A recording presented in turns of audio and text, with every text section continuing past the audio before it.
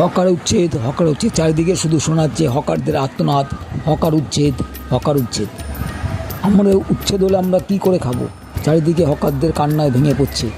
আসুন আমরা দেখে নেব আজ দমদম স্টেশন, মেট্রো সংলগ্ন ও শিয়ালদা সমেত যে হকার উচ্ছেদ অভিযান চলে তারই কিছু দৃশ্য আপনাদেরকে দেখাবো।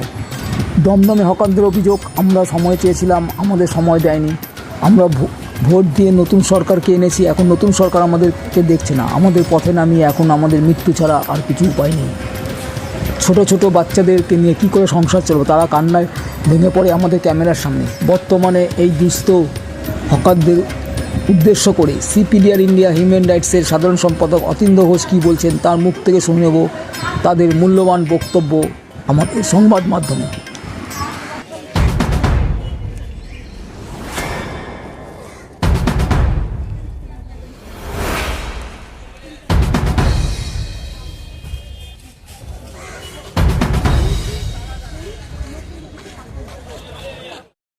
বলার কিছু নেই আমাদের দাদা, আমাদের কি বলবো বলুন, এই তো সর্বনাশ করে দিয়েছে কাল। নোটিশ ছাড়া কেন ভাঙলো সেই ব্যাপারে কি? নোটিশ ছাড়া যে ভাঙা তো নিয়ম নেই। আমরা তো সহযোগিতা করতে চেয়েছিলাম কিন্তু স্টেশন মাস্টার সুযোগ দেয়নি আমাদের। আমরা মিটিং করেছি, আমরা বলেছি আমরা সব রকম সাহায্য করবো। যখন ভাঙছে স্টেশন মাস্টারের পায়ে ধরেছিলাম যে ভাঙবেন না স্যার, ভাঙবেন না, বাচ্চারা কাঁদছে, ভাঙবে না, কিন্তু সে জেদ করে ভেঙেছে।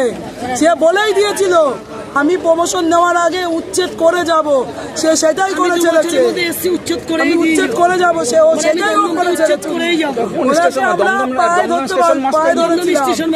স্টেশন মাস্টার এসে নাম কি নাম বলতে পারবো না, নতুন এসে না, ওনার বিষাক্ত নাম আমাদের মুখে আনতে লজ্জা হচ্ছে। ওনার নাম আমরা লজ্জা পাচ্ছি মুখে আনতে, ওনার নাম আনতে পারছি না আমরা। ওনাকে আমরা পায়ে ধরেছি, এই মা বোনেরা আমরা কাল রাত্রি 1:30টার সময় পায়ে ধরেছি, স্যার ভাঙবেন না, আমাদের একটু সাহায্য, আমরা সাহায্য করছি, আমরা তো সব রকম সাহায্য করতে চাইছি কিন্তু দেয়নি, এই যে বাচ্চা কি খাবে তার কোনো ঠিক নেই, পড়াশোনা কোথা দিয়ে করবো, বছর হয়েছে 3 দিন ধরে। এখন কি দাবি কি? আমাদের একটু জায়গা করে দিই, আমরা ছোট করে দিই, আমরা তো সব রকম সাহায্য করতে চাইছি পাবলিকের সাথে, তাদের হাতে অসুবিধা হচ্ছে, আমরা ছোট করে দিই, একটু ছোট করে দিই, কিন্তু এইভাবে উচ্ছেদ করে দিচ্ছি, কোথায় যাব? আমাদের যাওয়ার কোনো জায়গা নেই, এই তো রাস্তায় পড়ে রয়েছি, আর 3 দিন ধরে রাস্তায় পড়ে আছি আমরা। আমাদের বাড়ি ঘর তো রাস্তায় হয়ে গেল, কি হবে? যে নতুন সরকার এসে তারা কিছু করছে না। না, নতুন সরকার আসার আগে অনেক বড় বড় ডায়লগ দিয়েছিল, এই পরিবর্তন করেছে, এই পরিবর্তন হয়েছে, আমরা এই পরিবর্তন চেয়েছিলাম। তো আমরা নিজের পায়ে নিজে কুড়োল মারলাম, 4 তারিখের আগে আমরা নিজের পায়ে নিজে কুড়োল মেরেছিলাম, সেই প্রতিদান আজ আমাদের মা বোনেরা ভাইরা দিচ্ছে। এই প্রতিদান আমরা এনেছি নতুন সরকারকে, ভেবেছিলাম উন্নতি করবে, এই তো উন্নতি করেছে, এই যে ভেঙে দিল, উন্নতি হলো, এই যে না খেয়ে যে মা বোনেরা ভাইরা চোখের জল ফেলছে, এই তো উন্নতি করেছে সরকার আমাদের।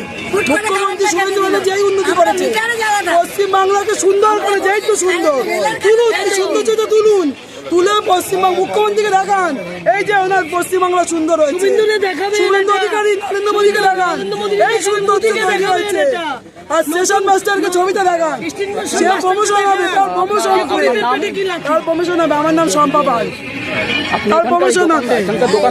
এই দোকানে আমার ওই মাথায় দোকান, এই সব আমরা এই দোকান আমাদের এই লাইনে, কারোর এখানে কারোর ওই মাথায়। এই ছবিটা আপনারা ভালো করে তুলে মুখ্যমন্ত্রী আর নরেন্দ্র মোদীকে দেখান, পশ্চিমবাংলা সুন্দর হয়ে গেছে, রাস্তা পরিষ্কার হয়ে গেছে, হকারদের পেটে লাথি মেরেছে, হাওড়া, শিয়ালদা, বালি সব জায়গায় মেরেছে, বর্ধমান আর দমদম করেছে, মেমারি সব হয়ে গেছে, আপনারা দয়া করে তাদেরকে দেখান, মুখ্যমন্ত্রীকে আগে সুবিন্দুরে দেখাবেন, মন্ত্রী না মুখ্যমন্ত্রী, তো সুন্দর বড় মন্ত্রী, আরো সুন্দর হবে, কত মায়ের বোনদের রক্ত ঝরবে, তাতে যদি মুখ্যমন্ত্রী খুশি হোক, আমরা রক্ত ঝরাতে রাজি। আমাদের চোখ দিয়ে জল পড়ছে, তোর চোখ দিয়ে দেখবি রক্ত বেরোচ্ছে না, কথা বলছি বেরোচ্ছে না, এই ভাইরা কাঁদছে। যে চারিদিকে উচ্ছেদ হচ্ছে সেই ব্যাপারে কি বলবেন?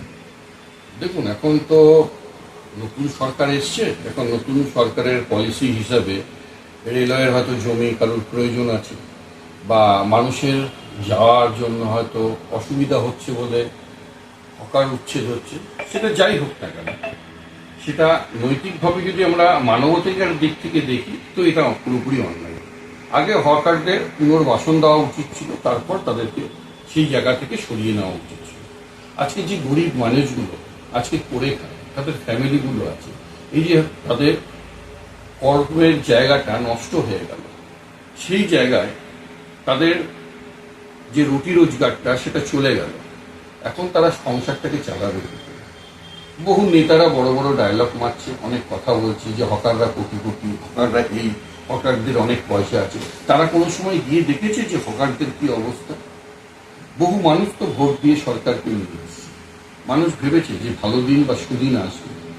আগের যে গভর্নমেন্ট ছিল সেই গভর্নমেন্ট নানাভাবে মানুষের থেকে রক্ত চোষার মতো চুষেছে। আজকে এই গভর্নমেন্টের উপরে অনেকে আশা ভরসা রেখে মানুষের ভোট দিয়েছে। হয়তো এরপরে সরকার বা রেলওয়ে গভর্নমেন্ট হয়তো কোনো পলিসি আনবে যে এই হকাররাই অন্যভাবেই হয়তো বসবে, বা তাদেরকে সরকারের থেকে হয়তো পারমিশন নিতে হবে, সরকারকে হয়তো পয়সা দিতে হবে, বা হয়তো কোনো কোনো স্টেশন বড় বড় ইন্ডাস্ট্রিয়ালিস্টরা কিনে নেবে, সেখানে হয়তো বড় বড় দোকান ওখানে আসবে, সেই দোকান হয়তো সেখানে সোনার দোকানও থাকবে, সেখানে আপনার পাপও থাকবে, সেখানে হয়তো নানা রকমের দোকান, জামা কাপড়ের দোকান বলুন, সব কিছু আপনারা পাবেন।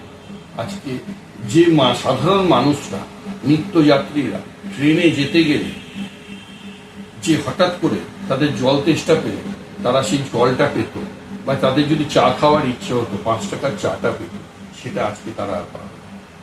আর এই অসহায় মানুষগুলো যদি রুটি রোজগার চলে যায়, তখন এই মানুষগুলো কি হবে? সমাজে ক্রাইম বাড়বে, বহু লোকেদের এখন আবার সেই রাহাজানি, ডাকাতি, ছিনতাই, এই জিনিসগুলো সমাজে শুরু হবে। সেইগুলো কি সরকার বুঝছে না? সরকারকে মানবিক হতে হবে, সরকারকে এই পুনর্বাসন দিতে হবে এই অসহায় মানুষগুলো, এই হকারের পাশে দাঁড়িয়ে তাদের জল মোছাতে হবে। কারণ কি, তারা সমাজের একটা স্তরে রয়েছে, তারা গরিব, তাদের রুটি রোজগার এইভাবে ছিনিয়ে নেওয়া সরকারের একদম উচিত নয়। সবাইকে বলবো, জনগণ এগিয়ে আসুন, মানুষের পাশে থাকুন, মানুষের জন্য কাজ করুন। এই হকার ভাইরা কিন্তু যেভাবে তাদের জীবনযাপন বহু বছর ধরে চালিয়ে গেছে, আজকে কিন্তু তারা কর্মহারা হয়ে গেছে। তাদের কিন্তু আজকে কাল কি খাবে, আজ কি করবে, তাই তারা জানে না। তাদের ছেলেমেয়েরা যে স্কুলে পড়তো, আজ কাল তারা পড়তে পারবে কিনা তারা জানে না, কাল তারা কি খাবে তাই তারা জানে না, বা যারা ধরুন ভাড়া বাড়িতে থাকে তারা কিভাবে ভাড়া দেবে তাই জানে না। কি পরিস্থিতিতে তাদের আজকে দাঁড় করিয়ে দেওয়া হয়েছে। তাই সরকারের কাছে অনুরোধ করব যে আপনারা যত তাড়াতাড়ি পারেন এই হকারদেরকে পুনর্বাসন দেওয়ার চেষ্টা করুন, যাতে তারা তাদের নতুন কর্মজীবনে আবার ফিরতে পারে, যাতে সমাজ আবার আমাদের উন্নত হতে পারে, সমাজে যেন আবার রাহাজানি, চুরি চিন্তাই, মার্ডার, এই জিনিসগুলো না হয়। মানুষ যখন পেটের দায় বা পেটের খিদের জ্বালা মেটাতে যখন না পারবে, তখন কিন্তু মানুষ এই পথটাই বেছে নেবে। তখন কিন্তু প্রশাসনও কোনো কিছু করতে পারবে না, না কোনো সরকার কিছু করতে পারবে। কিন্তু যে মানুষের প্রতি এই আঘাতটা আসবে, সেই মানুষেরও কিন্তু ফ্যামিলিটা স্পয়েল হয়ে যাবে।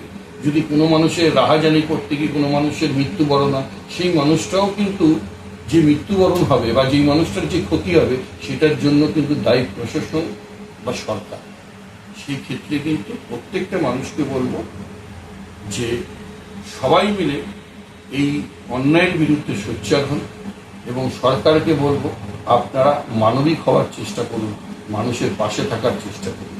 মানুষ আপনাদেরকে ভালোবেসে এক জুলুম থেকে মুক্তি পাওয়ার জন্য আপনাদেরকে নিয়ে এসছে, সেই জুলুম নিজেদের ওপরে নিয়ে আসার জন্য না। আমাদের চ্যানেলটিকে প্রচুর পরিমাণে সাবস্ক্রাইব ও শেয়ার করুন।